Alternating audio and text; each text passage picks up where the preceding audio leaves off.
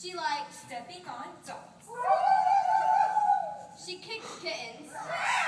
She threw pies in the cook's face. And she never, not even once, said thank you or please. Now, in that very same kingdom, in the middle of the woods, lived a poor orphan named Plain Jane. And plain she certainly was. Her hair was Short and turned down. Her nose was long and turned up. And even if they had been the other way around, she still would not have been a great beauty. But she loved animals, and she was always kind to sweet old fairies. One day, Princess Miserella rode her horse out of the palace gates in a great big puff. She rode and rode and rode. Looking beautiful as always. She rode right into the middle of the woods and was soon Lost! The princess got off her horse and slapped it sharply for losing way. The horse ran right back home. So there was the princess, lost in a dark wood without even her horse for company. Suddenly, Princess Miserella tripped over a little old fairy asleep under a tree. She kicked the old lady hard. Get up and take me home. As the old fairy got to her feet, She took Miserella by the hand. She used only her thumb and second finger to hold Miserella's hand. For fairies know quite a bit about that kind of princess. they walked and walked even deeper into the woods. There, they found a little house. It was dreary. The floor sank, The walls stank, and the roof leaked. Even on sunny days, gross. This is not my home. Nor mine. They walked in without knocking, and there was Jane. It's my house. The princess looked at Jane Down and up and up and down. Take me home, and as a reward, I will make you my maid.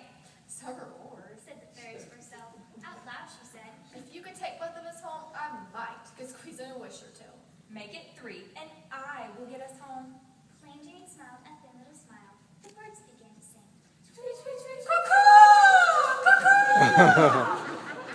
My home is your home.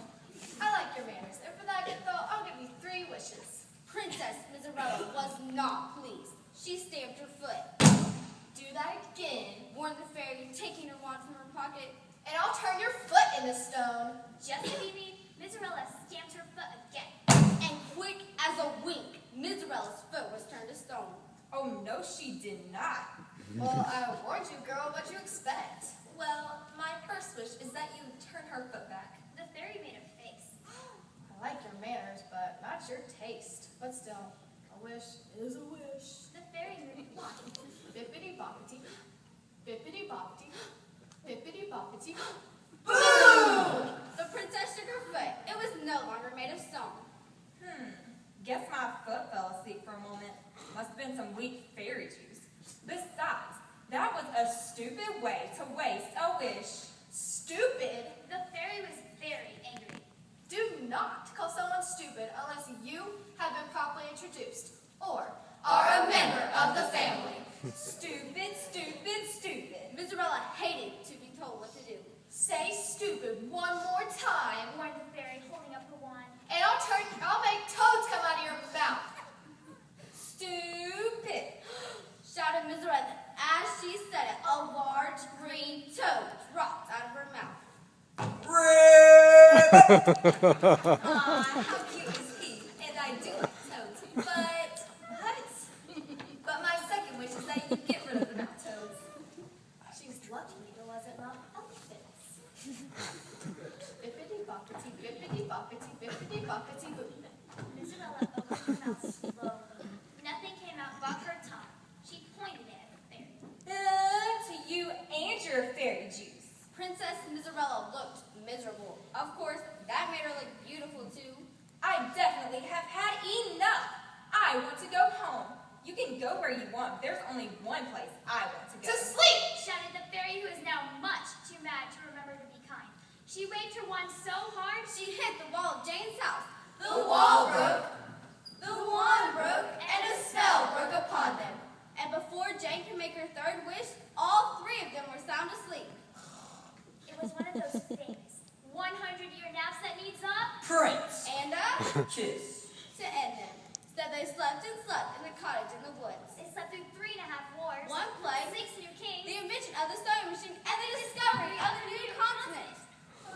America, America. Now, at the end of 100 years, a prince Charming. Prince Charming. Who was the youngest son of the youngest son, so he had... No cash, no car, and no iPhone to speak of. He couldn't even afford a Facebook account. Can you believe it? Unbelievable. So, not my type. Prince Charming came out of the woods. He stepped into the cottage over the broken wall. Inside, he saw 3 women Asleep. with spiderwebs holding them to the floor? one of them was a beautiful princess. Being the kind of young man that read fairy tales, Prince Charming knew just what to do. Oh no. But the prince had never kissed anyone before, Except my father. which didn't count, And my mother? who had a fuzzy beard. So Charming thought he should practice before he tried kissing the beautiful princess. He puckered up his lips and kissed the fairy on the nose. Pleasant enough, I guess. She smelled slightly of cinnamon.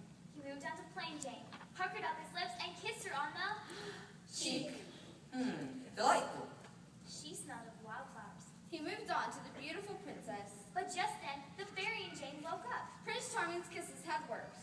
The fairy picked up the pieces of her wand. Jane looked at the prince, I wish he loved me. Good wish. said the fairy. She waved the 2 pieces of her wand gently. Bippity boppity, bippity boppity, bippity boppity. BAM! The prince looked at Miserella, who was having a bad dream. And enjoying it. Even frowning. I am beautiful. Just saying. What Charming knew about that kind of princess, he had 3 cousins just like her. Nastina, Prunella, and Bratina. Pretty on the outside, but really ugly on the inside. He remembered the smell of wildflowers, turned back to Plain Jane, and announced dramatically, I love you. Wait for it. L is for the way you look at me. Wait a moment.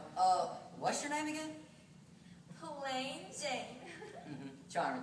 Prince Charming. So they were married and lived happily ever after in Jane's cottage. Prince Charming fixed the roof and the wall, and even built a house next door for the old fairy. Just for me. They used the sleeping princess as a conversation piece when friends came to visit. Or sometimes, they stood her up in the hall and let her hold coats and hats. But they never let anyone kiss her awake. Not anyone.